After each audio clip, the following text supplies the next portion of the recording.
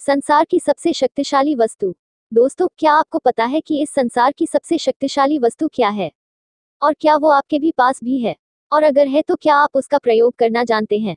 आइए इस कहानी के माध्यम से इन बातों को समझते हैं। एक दिन गुरुकुल के शिष्यों में इस बात पर बहस छिड़ गई कि आखिर इस संसार की सबसे शक्तिशाली वस्तु क्या है। कोई कुछ कहता तो कोई कुछ। जब पारस्परिक विवाद का कोई निर्णय ना निकला तो फिर सभी शिष्य गुरुजी के पास पहुंचे। सबसे पहले गुरुजी ने उन सभी शिष्यों की बातों को सुना और कुछ सोचने के बाद बोले, तुम सबों की बुद्धि खराब हो गई है। क्या ये अनाप शनाप निरर्थक प्रश्न कर रहे हो? इतना कहकर वे वहां से चले गए। हमेशा शांत स्वभाव रहने वाले गुरुजी से ने किसी ने इस प्रतिक्रिया की उम्मीद नहीं की थी। सभी शिष्य क्रोधित हो उठे और आपस में गुरुजी के इस व्यवहार की आलोचना करने लगे।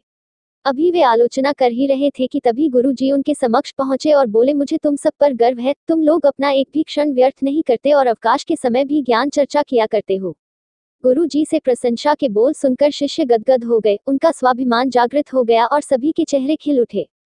गुरुजी ने फिर अपने उन सभी शिष्यों को समझाते हुए कहा, मेरे प्यारे शिष्यों, आज जरूर आप लोगों को मेरा व्यवहार कुछ विचित्र ला होगा। दरअसल मैंने ऐसा जानबूझ आपके प्रश्न का उत्तर देने के लिए किया था। देखिए, जब मैंने आपके प्रश्न के बदले में आपको भला बुरा कहा तो आप सभी क्रोधित हो उठे और मेरी आलोचना करने लगे, लेकिन जब मैंने आपकी प्रशंसा की तो आप सब प्रसन्न हो उठे। पुत्रों, संसार में वाणी से बढ़कर दूसरी कोई शक्तिशाली वस्तु नहीं है। वाणी से ही मित्र को शत्रु और शत्रु को भी मित्र बनाया जा सकता है। ऐसी शक्तिशाली वस्तु का प्रयोग प्रत्येक व्यक्ति को सोच समझ कर करना चाहिए।